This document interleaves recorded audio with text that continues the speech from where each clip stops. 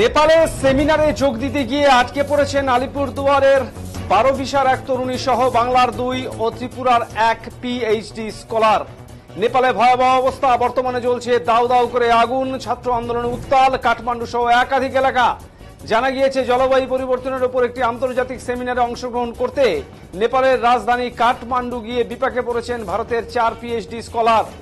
তাদের মধ্যে 3 জন এই বাংলার বাসিন্দা। তাদের সঙ্গে একই জায়গায় আটকে রয়েছেন ত্রিপুরার আগরতলার 1 পিএইচডি স্কলার।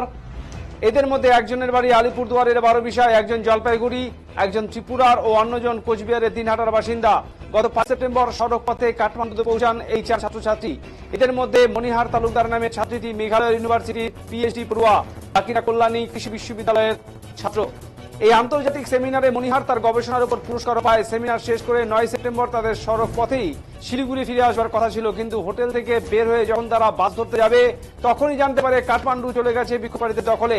হোটেল কর্তৃপক্ষ তাদেরকে ফের হোটেলে ঢুকে পড়তে বলে। তারপর থেকে হোটেলের বারান্দায় দাঁড়িয়ে শুধু ধ্বংসযজ্ঞ চাক্ষুষ করেছে তারা।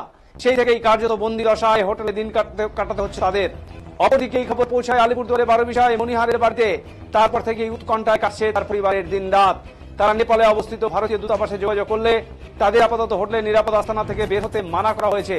বুধবার বিকেল থেকে কাঠমান্ডু ত্রিভুবন আন্তর্জাতিক বিমানবন্দর থেকে বাগডোগরা পর্যন্ত বিমান পরিষেবা চালু হলেও টিকিটের দাম 40,000 পেরিয়ে গেছে। অত দাম দিয়ে টিকিট নেওয়া সম্ভব নয় বলে জানিয়েছেন মনিহারের বাবা প্রসেনজিৎ তালুকদার।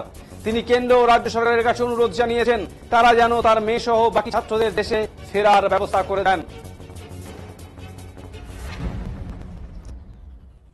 আমার নাম মনিহার তালুকদার, আমি PhD scholar CPGSS central agriculture university ইম্ফলে। আমি এবং এখানে আরও 4 জন আমরা ওয়েস্ট বেঙ্গল থেকে নেপালে এসেছিলাম, মানে কাঠমান্ডুতে। আমাদের একটা ওয়ার্ল্ড কংগ্রেস ছিল, একটা international seminar on climate change and it's effects. সেটা সেমিনারটা ছিল 6 থেকে 8 অবধি। তো সেই সেমিনারে আমাদের অ্যাওয়ার্ড সেরিমনি ছিল, তো সেটা রিসিভ করতেই আমরা এসেছিলাম। সঙ্গে আমাদের কনফারেন্সের প্রেজেন্টেশনও ছিল। সেই উদ্দেশ্যেই আমরা 4 তারিখ ওয়েস্ট বেঙ্গল থেকে রওনা দিই এবং 5 তারিখ আমরা নেপালে ঢুকি, আর তারপর 6 তারিখ আমরা কাঠমান্ডুতে এসে পৌঁছাই। দেন আমাদের কনফারেন্স চলে। প্রথম দিন ঠিকঠাকই চলেছে, ভালো করি। তৃতীয় দিন আমরা কনফারেন্সেই ছিলাম, বাইরে সেই সমস্ত দাঙ্গা হাঙ্গামা চলছিল, আমরা সেসব খবর পাইনি। বিকেলে যখন আমরা জানতে পারি তখনও সব কিছু মোটামুটি অতটাও খারাপের দিকে যায়নি। সেই জন্য আমরা ধারণা করেছিলাম যে পরের দিন আমরা রিটার্ন করতে পারবো। আমাদের পরের দিন অর্থাৎ 9 তারিখে আমাদের রিটার্ন বাস ছিল। সকালবেলা অবধি আমরা জানতাম আমরা বেরোতে পারবো। ইনফ্যাক্ট আমরা উদ্দেশ্যে রওনাও দিয়ে দিয়েছিলাম। বাসে যাওয়ার কথা ছিল আমাদের বাই রোড। তো বাসওয়ালা আমাদেরকে বলেছিল যে বাস চলছে, আমরা যেতে পারবো। কিন্তু ঠিক আগ মুহূর্তে দুপুর 1টা বা 1:30 নাগাদ আমরা জানতে পারি যে বাস যেটা স্ট্যান্ড আছে তার পাশেই আগুন জ্বালিয়ে দিয়েছে। সে কারণে বাস চলাচল সব কিছু বন্ধ হয়ে গেছে। আর সেদিনই মানে 9 তারিখ সব থেকে বেশি দাঙ্গা ঝামেলা চলছিল, দাঙ্গা হাঙ্গামা চলছিল। তো সেই কারণে আমরা বেরোতে পারছিলাম না। তার সঙ্গে এয়ারপোর্টও লকডাউন করে দিয়েছিল, এয়ারপোর্টও সিল ছিল, তো বাই এয়ারও আসার কোনো উপায় ছিল না। তো সেই জন্য আমরা এখানে আটকা পড়ে গেছি। তারপর আমরা গতকাল এবং আজ 2 দিন আবার সেই হোটেলেই রিটার্ন করেছি এবং হোটেল রুমেই আছি। এখন আমরা জানি না আমরা কি করে বাড়ি যাব। আমাদের যত তাড়াতাড়ি সম্ভব আমরা বাড়ি পৌঁছতে চাই। এখানকার পরিস্থিতি খুব একটা ভালো নয়, সব জায়গায় কারফিউ চলছে আর নেটও অলরেডি চলছে, দোকানপাট সমস্ত কিছু বন্ধ। তো আমরা এটাই রিকোয়েস্ট করবো যে আমরা যাতে সেফলি এবং তাড়াতাড়ি বাড়ি পৌঁছতে পারি এবং গভর্নমেন্টের সহযোগিতা আমরা আশা করছি।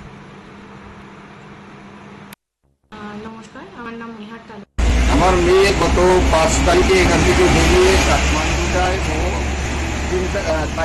ইন্টারন্যাশনাল ক্লাইমেট চেঞ্জের ওপরে সিসিআইর একটা কনফারেন্স ছিল, সেখানে এগ্রিকালচারের উপরে ওখানে এই সেমিনার অ্যাটেন্ড করতে এবং একটা অ্যাওয়ার্ড ওকে ইন্টারন্যাশনালি দেওয়া হয় এর ওপরে, এবং তার জন্য থিসিসের জন্য একটা অ্যাওয়ার্ড দেওয়া হয়েছিল এবং সেইটা রিসিভ করতে ও গিয়েছিল। তো 8 তারিখ অবধি সেই প্রোগ্রামটা ছিল। তো 8 তারিখ বিকেলবেলায় ওদের হোটেল থেকে চেক আউট করে যখন বেরোতে যাচ্ছে তখন ওরা দেখতে পায় যে নেপালের কাঠমান্ডুর অবস্থা প্রচন্ড খারাপ। সব গাড়ি ঘোড়া বন্ধ হয়ে গেছে, চারদিকে আগুন জ্বলছে, ওরা আর ফিরে আসতে পারে না।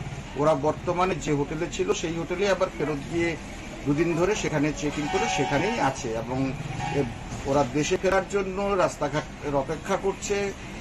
আজকে মেয়ের কাছে আমি শুনতে পেলাম যে বিকেল বেলায় নাকি ফ্লাইট খুলেছে, কিন্তু তাতে আমাদের সাধারণ মধ্যবিত্ত পরিবারের লোকের পক্ষে সেই ভাড়া 40,000 টাকার মতো নাকি দেখাচ্ছে, সেটা অ্যাফোর্ড করা আমাদের সম্ভব।